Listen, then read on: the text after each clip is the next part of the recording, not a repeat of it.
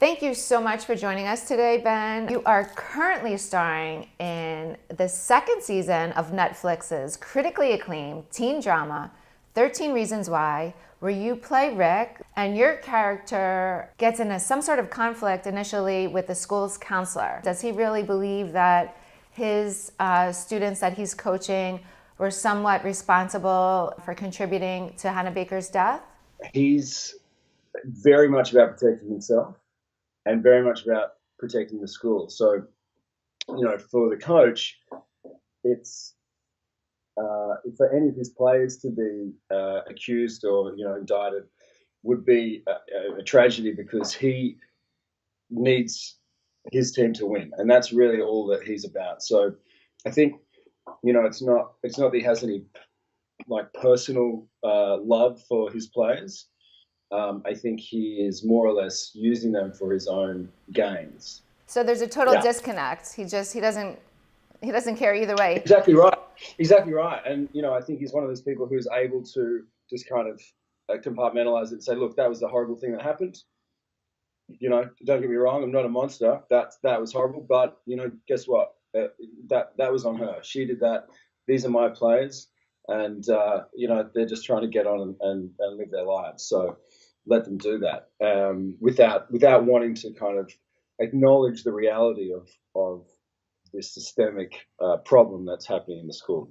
There's so much outrage with bullying or sexual assaults as so many people around see what's going on and they just say nothing.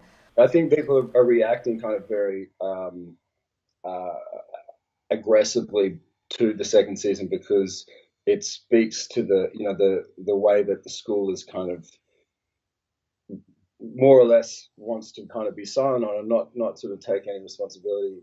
Is we see that happen in our colleges and schools around America, and I think there's a kind of a heart-wrenching truth to it. The show touches on all these controversial issues such as rape, suicide, mental health, bullying. Some critics are saying, the show is now opening up honest conversations for teenagers or individuals who are contemplating suicide or subject to bullying. And then there's other critics and mental health experts who are kind of like attacking the show and saying, hey, they're just glorifying suicide and they are actually portraying Hannah as a hero. Where do you stand? I think that what the show has done successfully is start a lot of conversations, and um, teenagers in general are reluctant to talk about things that are troubling them. I think the show is a very, very important one to say, hey, look, let's not be blind to this.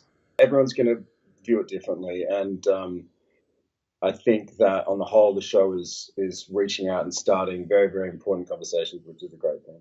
The creator, Brian Yorkie, says Yeah. that silence is the real killer. So, what would you say to teenagers who are contemplating suicide or have been bullied? I haven't heard that quote before, but it's a great one. We really, I think the human condition is prone to suffering in silence, and even as adults, it's hard. When we face these problems in life, it's really really hard to reach out.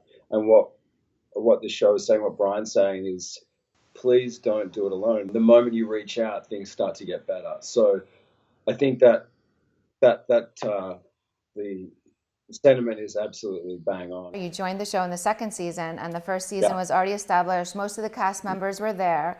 Was it a difficult transition for you joining the cast after everyone had already been on the show the first season? No, it wasn't. It wasn't difficult at all. The cast is so sweet. I loved all the guys I worked with. And if you've seen it, I really worked primarily with Derek Luke, who plays the counselor, and then all the jocks, all the the sporting kids. So I'd seen the first season just before I started work on it on the second, and I mean I hated those people, all those Bryce and Yes. all this. I was like, these guys people are disgusting human beings, and I was kind of a little intimidated going in. I think I reverted back to my high school nerd, and I was really sort of on tenterhooks to meet all these guys, but they couldn't be nicer. I mean, they couldn't be further from their characters. So that was a great relief, and I really enjoyed working with all of them over the season. But yeah, it was one of those things where you're on set, and all of a sudden you feel like you're inside of the TV show, because I just done 13 episodes back to back to make sure I was on top of it. So you're no stranger to being on controversial TV series. So you played the boyfriend of transgender actress Laverne Cox's character that was also transgender attorney in doubt. Again, that was another issue that opens up conversations, which is really compelling and admirable. So was it difficult to play that kind of role for you? So this role was a I thought it was just a gift. I mean, take away the transgender aspect of it. The lawyer himself was fantastic. He was so sharp and so well written. And then you had this other side of him where he was falling in love with a transgender woman, and then had to sort of deal with how he wanted to kind of make that relationship public in his circle of friends. It was a great storyline that I thought I was very lucky to have. And on top of that, Laverne Cox is just so sweet, and she was really, really helpful, and we became quite good friends on that show. False Prophet. So this is a drama pilot. You're playing Jake, the hot building manager. So what can you tell us about Jake? Well, Jake is he's a widow. He's a single dad, and he starts falling for the character played by Bellamy Young in the pilot. So Bellamy is our protagonist, and she's putting all of her savings into essentially as a pyramid scheme, and she's going to try to start a new life for herself that way.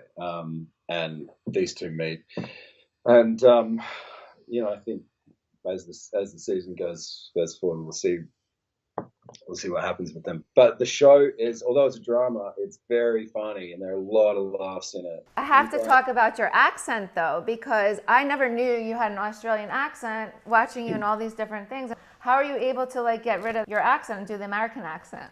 Well, thank you. First of all, thanks a lot. I appreciate that. Growing up in Australia, there's a lot of international TV on. So, from the moment you can sit up and watch TV, Sesame Street is on, so you've got these American accents in your ears all the time. We have a lot of British TV, a lot of TV from all over the world. And being always wanting to kind of perform, I would mimic, and my brother, who's also an actor, he and I would try to sound like these actors on TV. So when it came time to,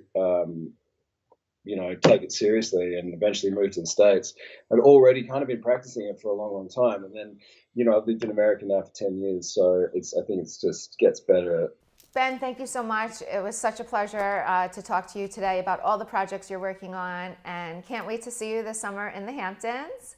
And we'll speak soon. Awesome. Well, thank you so much. It was really enjoyable. You're very kind and very sweet, and thank you for being such an advocate of the show.